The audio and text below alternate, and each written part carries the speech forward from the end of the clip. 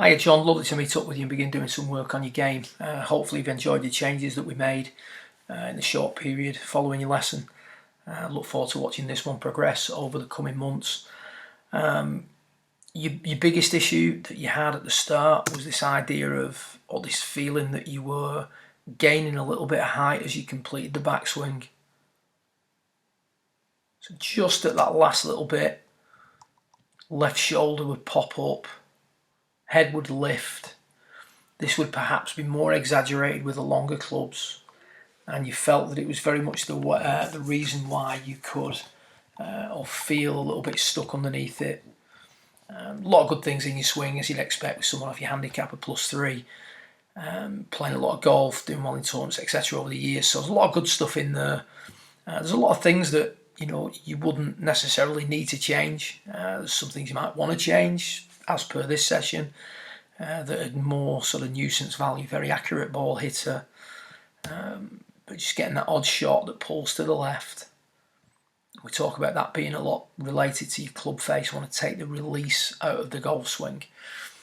But the move that you get in here as you approach to the top is really just a case of you understanding the key pieces of a backswing. And we talked about that during your session, how a player from P1 to P4, so from setup to the top of the backswing, has to do three main moves, three core moves, and that is the player must turn, which everybody sort of universally accepts that you turn during the backswing.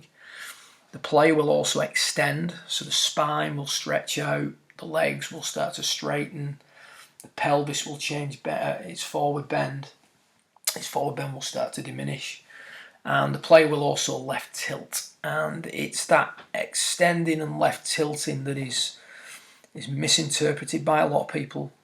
Still people out there who think you've got to maintain your spine angle. And also greatly misunderstood because it's a difficult one. You don't see the player's head lift. So therefore, how do you get the idea that the player stood up? And we went through that during your session. And this was the very first swing after we talked about what the difference between the two swings would be on the right-hand side. I'm just going to play this one to the top and then discuss some differences. So you can see that the head stays in the box for longer. And then you start looking at the tilts of the shoulders. Left shoulders come up. Shoulders have levelled out. Left shoulders continue to work on a downward angle.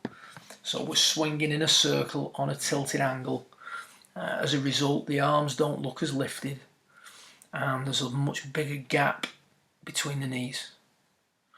Now, it's a combination of extension. You're definitely extending because you can see the head lifting up, but you're not left tilting enough. So your torso is now facing the camera, filming down the line, facing the camera. If you were tilt to the left whilst facing the camera, you would be tilting towards the golf ball.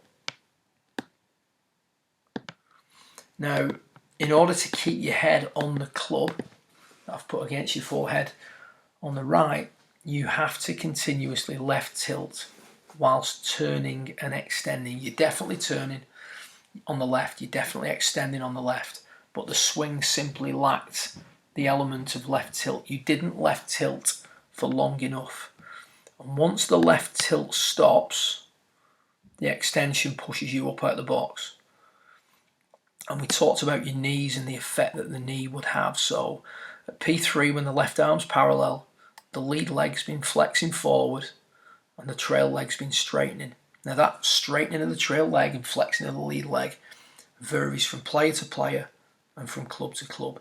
But your knees are changing flex at that point. From P3 to P4, the knees now do very little.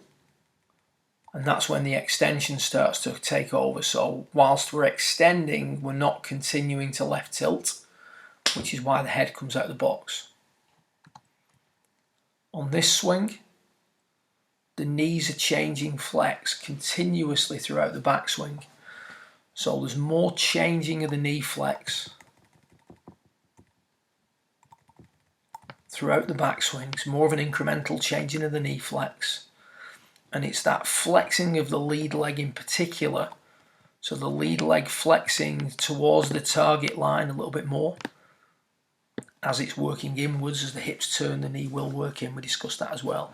But it's the continuously changing flex of the knees that allows the left tilt to continue and allows your head to stay in the box. That means that during your transition, you can be the move's going to be a lot simpler. It's going to be a lot quieter. You're not going to feel that head suddenly move on you, drop back on you. So all in all, that can be a lot simpler move, a lot quieter move under pressure.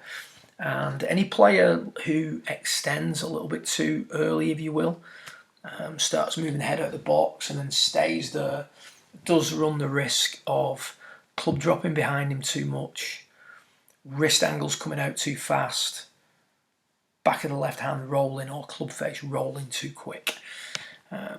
One of the things we did during the session, which is videoed you making a few swings, where you swung to the top and I take sort of from a turn position. You see the difference in the knee flex there. I'm demonstrating there behind you. I'm stood straight up, so I'm fully extended. I'm facing the camera, which is what your upper body is now doing, even though your eyes are down at the golf ball. And then what I'm going to do now is I'm going to tilt towards the golf ball. So I'm going to tilt left. And as I do that, my head, if you will, would go back into that box that your head's in. So I'm fully turned, I'm facing the camera, I'm fully extended, I'm standing up. But now as I put that left shoulder down, I get that left tilt in there. I now look like a player who's maintained his forward bend, or his inclination to the ground, should I say.